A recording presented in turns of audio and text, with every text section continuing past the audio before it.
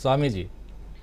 देखिए, जो ये माननीय सुप्रीम कोर्ट ने निर्णय लिया है और 31 जुलाई तक ईडी साहब को संजय मिश्रा जी को अनुमति दी है काम करने की, मैं इसका स्वागत करता हूं। मुझे लगता है उन्होंने ठीक किया है। मैं सिद्ध करता हूं कि कैसे उन्होंने ठीक किया है। एक बार एक थाने में थानेदार साहब जो थे वो काजू खा रहे थे। पीछे एक कांस्टेबल खड़ा था प्लेट लेके काजू की। तो थानेदार साहब हाथ पीछे करते और काजू खाते। जब उन्होंने हाथ पीछे किया और देखा कि काजू नहीं आया, उन्होंने कहा भाई क्या हुआ, काजू कहाँ गया? उसने कहा साहब आपका ट्रांसफर ऑर्डर आ गया है, संजय मिश्रा का ट्रांसफर ऑर्डर आ गया है। और संजय मिश्रा को 31 जुलाई तक इसलिए टाइम दिया गया है कि पंडित जी महाराज, अब आप जो आदेश देंगे आपके मातहत अधिकारी अब उसका अनुपालन नहीं करेंगे। जल्दीबाजी में अगर कोई निर्णय लेंगे और पुराने किए हुए कृत्यों को छिपाने का प्रयास करेंगे तो आपके ही मातहत अधिकारी जो आपके कॉम्पिटिटर्स हैं एक एक चीज पे निगाह रखेंगे। देखिए, वास्तविकता में राजीव जी सोचिए, सुप्रीम कोर्ट के निर्णय का स्वागत इसलिए आवश्यक है कि राजशाही और लोकतंत्र में अंतर क्या है। राजशाही में एक राजा होता था, अगर वो 25 साल तक राजा होता था तो उसके जो लाइक्स होते थे वो राज्य करते थे, जो उसके डिसलाइक्स होते थे वो दंड भोगते थे।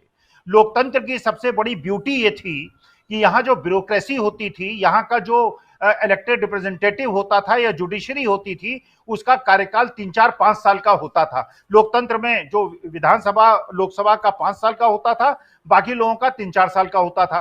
तो अगर कोई ऐसा अधिकारी आ गया जो आपके खिलाफ उसकी कोई दुर्भावना है, जब वो बदलेगा तो नए अधिकार से आप कानून के और अधिकारों की गुहार कर सकते थे। मिश्रा जी को जिस प्रकार से लगातार एक्सटेंशन दे रही थी सरकार, इसका मतलब यह है कि अब जो नया अधिकारी आएगा, जो भी नया अधिकारी आएगा, और 11 महीने के बाद जब सत्ता बदलेगी तब नया अधिकारी आएगा, इन फाइलों का पुनर्निरीक्षण करेगा। और ये देखा कि मिश्रा जी जिस प्रकार से आपने रेड्स कराई थी और जिस प्रकार से आपने उन लोगों की यहां रेड नहीं कराई थी, अब आपको जवाब देना पड़ेगा किरण भाई पटेल को Z+ सिक्योरिटी कैसे मिली। आपको जवाब देना पड़ेगा कि जो अडानी जी के मामले में शेल कंपनीज का मामला था, उसमें ईडी ने पूछताछ क्यों नहीं की, उस फाइल को संजय मिश्रा जी ने क्यों रोका था। तो ये जो रोटी पलटती रहती है ब्यूरोक्रेसी में और जुडिशरी में और लोकतंत्र में, इसके लिए आवश्यक है कि अभी तक 2 बेडरूम के हाउस में 1 बेडरूम की सफाई रोज होती है ईडी और सीबीआई और इनकम टैक्स की तरफ, और दूसरी की सफाई नहीं होती है।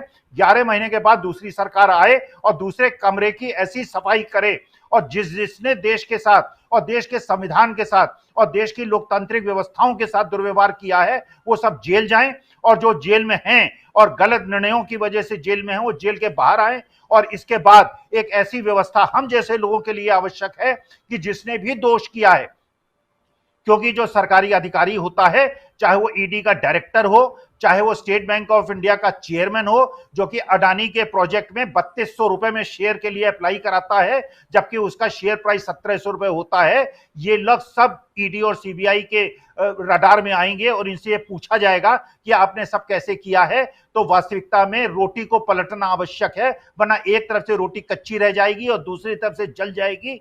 तो संजय मिश्रा जी हो या वो शेडोल वाले शुक्ला जी हो या जो मनोज शुक्ला मुंतशिर शुक्ला जी हो, इनका सबका हिसाब लिखा जाएगा और इनसे प्रश्न पूछे जाएंगे। सत्ता बदलने दीजिए और उसके बाद ये पता चलेगा कि जिन जिन ने केवल राजा के प्रति अपना उत्तरदायित्व तो समझा है और राजा को सर्वोपरि समझा है, हमारे देश में राजा सर्वोपरि नहीं होता, संविधान सर्वोपरि होता है, कानून सर्वोपरि होता है। और चंद्रचूड़ साहब जिस प्रकार से देश के संविधान की और देश की व्यवस्था, वो हमारी आखिरी होप है, और हम ये कामना करते हैं कि चंद्रचूड़ साहब की लंबी उम्र हो और इसी प्रकार से देश के संविधान को और देश की न्याय को और देश के सत्य को बचाने के लिए वो संघर्ष करें। हम चंद्रचूड़ साहब को प्रणाम करते हैं, और जो उन्होंने 370 के मामले में या जितने भी निर्णय ले रहे हैं वो सारे निर्णय लेते रहें। देश की जनता चंद्रचूड़ साहब आपको प्रणाम करती है, आपको सलाम करती है, और हम ये चाहते हैं कि आप निर्णय लें और लोकतंत्र और संविधान की रक्षा करें।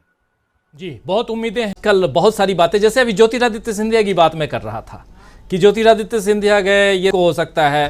हालांकि मुझसे पर्सनली पूछा जाए तो मैं कहूँगा कि ये सब कुछ अभी पॉलिटिकल, जो सियासी तौर पे जो शिगुफा छोड़ा जाता है या सियासी लाभ लेने की कोशिश होती है, थोड़ा दूसरे पक्ष को भी झटके में रखना, सदमे में रखना चाहती हैं पार्टियां, वो हो रहा है और कुछ नहीं। तो देखिए कितनी सारी चीज़ें चल रही हैं स्वामी जी। महाराष्ट्र में अपनी सरकार को मजबूत करने के लिए एनसीपी में तोड़-फोड़, लेकिन उसका फायदा नहीं। बिहार में एक शिगुफा छेड़ा गया, जैसा धनंजय जी कह रहे थे कि बिहार में अभी भी बहुत ज़्यादा मजबूती के साथ नीतीश कुमार रूल कर रहे हैं और वहाँ का भी जिक्र आ रहा है और लगातार उसके बारे में बात हो रही है। वैसे ही बातें जो हैं कई बार उत्तर प्रदेश से होती हैं कि कभी मायावती की पार्टी जो है उसमें तोड़फोड़ करेंगे, कभी बात होती है कि इधर चूंकि विधानसभा में सेकंड नंबर पर समाजवादी पार्टी है तो उनकी पार्टी में तोड़फोड़, तो बहुत सारी ऐसी बातें आती हैं बीच बीच में। लेकिन इन सब के बीच जो सत्तारूढ़ दल है और उसके लिए जब झटके लगते हैं, उसके लिए जब झटकों वाली बात आती है तो वो ज़्यादा ज़ोर से सुनाई पड़ती है। क्या इस जो शोरगुल है झटकों की, इसको दबाने की कोशिश में ये सब कुछ हो रहा है? अलग अलग जगहों पे जो प्रयोग हो रहे हैं, या कुछ प्रयोग नहीं हो रहे हैं लेकिन उस पर बातें बहुत की जा रही हैं, या ऐसे शिगुफे, ऐसी बातें, ऐसी जो अलग अलग बातें जो फैलाई जाती हैं वो इसीलिए कि ये सियासत में सब कुछ चलता रहे और सत्तारूढ़ दल की तरफ कोई देखे नहीं। हमारे एक साथी बोल रहे हैं कि हम सोच रहे हैं, वो बाहर रहते हैं, विदेश में से हमें देख रहे हैं, कह रहे हैं सोच रहे हैं कि टमाटर एक्सपोर्ट करो इंडिया को। तो समझ सकते हैं आप अभी टमाटर एक्सपोर्ट करना चाह रहे हैं इंडिया। स्वामी जी देखिए, मुझे आज वास्तविकता में राजीव जी सही में भक्तों के प्रति और भारतीय जनता पार्टी के निष्ठावान कार्यकर्ताओं के प्रति सहानुभूति हो रही है। जितने भी प्रदेश हैं और पिछले 30-40 साल से जो लोग बीजेपी के लिए संघर्ष करते रहे, दरी बिछाते रहे, आज बेचारे जो है वो दरी पे नहीं बैठ पा रहे हैं और सारे कांग्रेसी लोग जो हैं उनकी बातें करी जा रही हैं कि वो मुख्यमंत्री बनेंगे और उप मुख्यमंत्री बनेंगे, जो कि महाराष्ट्र के अंदर हुआ। और मुझे आज दूसरी एक और चीज याद आ रही है रानी लक्ष्मीबाई की, और मुझे ये याद आ रहा है कि बड़ा वास्तविकता में एक बात सिद्ध हो रही है कि प्रधान सेवक को वो लोग जरूर पसंद आते हैं जो कि रानी लक्ष्मीबाई हों या पंडित चंद्रशेखर आजाद हों या अशफाकुल्ला खां हों। जिन लोगों को धोखा दिया है, जिन लोगों को, उन लोगों को किस प्रकार से पुरस्कृत किया जाए। देखिए, आज जो बुंदेलखंड के लोग हैं, उन अगर ये बात सच निकली, जिसको मुझे लगता है कि जिस प्रकार से ये अफवाह फैली है, हो सकता है कि ये सच हो, बुंदेलखंड के लोगों के दिल पे आज सांप लौट रहे होंगे। वो व्यक्ति जो कि राहुल गांधी का सबसे नजदीकी था।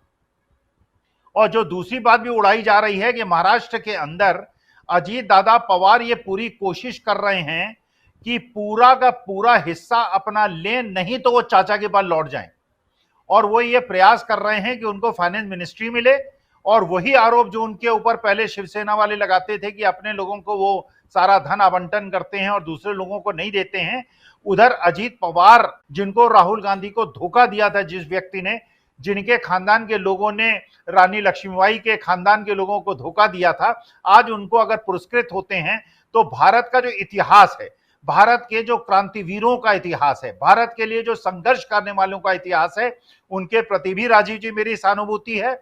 और भारतीय जनता पार्टी के जो कार्यकर्ता हैं, जो जवानी में मेहनत कर रहे थे कि बुढ़ापे में शायद उनको कुछ फल मिल जाए, मुझे लगता है कि सारा फल उन लोगों को मिलेगा जो कि शिवसेना तोड़ के आएंगे, जो कि एनसीपी तोड़ के आएंगे और जो कांग्रेस तोड़ के आएंगे, अपने नेताओं को धोखा दे के आएंगे। तो भारतीय जनता पार्टी के प्रति और भक्तों के प्रति अपनी सहानुभूति प्रकट करते हुए मैं उनसे करूंगा, धीरज रखिए। अब आपका ये जो संकट काल है 9 महीने का है, उसके बाद देश में शांति का शासन होगा, प्रेम और सद्भाव चलेगा, और ये जो नफरत की आप लोगों ने आग लगा रखी थी, इसको देश की जनता बुझा देगी। जी, देश की जनता बुझाएगी इस नफरत की आग को।